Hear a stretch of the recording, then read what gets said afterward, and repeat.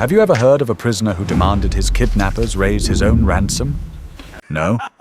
Then you need to hear this insane story about Julius Caesar. The year is 75 BC. The future dictator of Rome is sailing across the Mediterranean to study when his ship is hijacked by the most feared pirates of the ancient world, the Cilicians.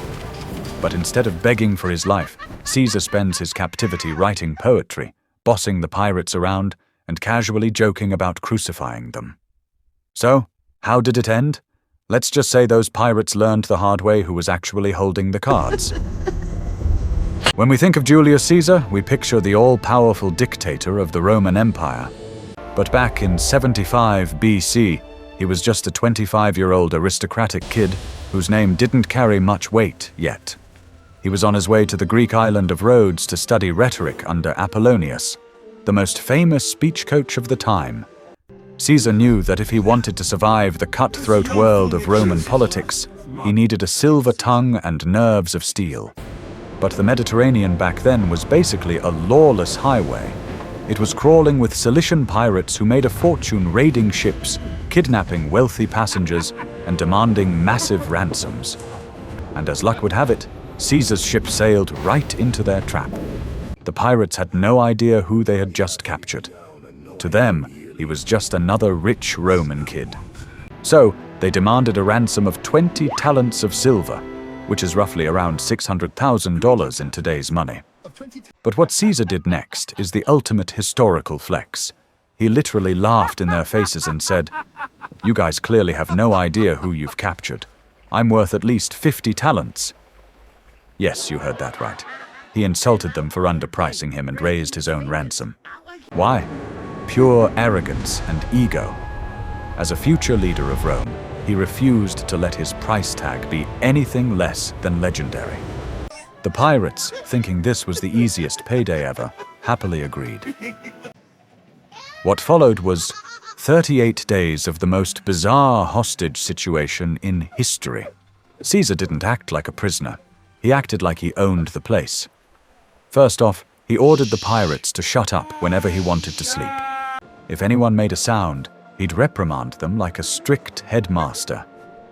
Then he spent his days writing poems and speeches, forcing the pirates to sit down and listen to them. If a pirate didn't praise his work enthusiastically enough, Caesar would literally call them illiterate savages to their faces.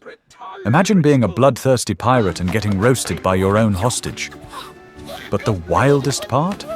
He would constantly laugh and tell them, "The moment my ransom gets here, I'm coming back with a fleet and I'm going to crucify every single one of you." The pirates thought he was just a delusional, eccentric kid and laughed it off. But behind Caesar's laughs, there was stone-cold calculation. Finally, the 50 talents of silver arrived, and the ransom was paid. The pirates let Caesar go, thinking they were rich. What they didn't realize was that they hadn't just freed a prisoner, they had unleashed a nightmare. The moment Caesar's feet touched land at the port of Miletus, he didn't head home to rest. Even though he held no official military rank or political authority at the time, he did something extraordinary. He used his sheer charisma and family name to raise a private militia, manned a fleet of ships, and sailed straight back to the pirates' island. When the pirates saw Caesar's fleet sailing back into their harbor, the laughing stopped. Caesar caught them completely off guard, captured the entire crew, and took back all his ransom money plus their stolen loot. Now came the question of punishment. According to Roman law, Caesar was supposed to turn them over to the local governor for sentencing. But the governor was indecisive and greedy, wanting to sell the pirates into slavery for profit. Caesar wasn't having it. He took matters into his own hands. He went to the prison himself and ordered them all to be crucified, exactly as he had promised. But there's a bizarre twist to his mercy. Because the pirates had treated him relatively well, Caesar decided to show them a kindness. Before nailing them to the crosses, he ordered his men to slit their throats first, to spare them the agonizing, slow death of crucifixion. Hey, he was a man of his word. He promised crucifixion, but he didn't say it couldn't be quick. We will not forget. This incident wasn't just a crazy adventure, it shaped the man Caesar would become. It taught him that making threats is easy, but executing them ruthlessly is what truly builds power. This very mindset would later birth his famous philosophy, Veni, Vidi, Vici. I came, I saw, I conquered. Bold decisions, zero fear, and absolute certainty.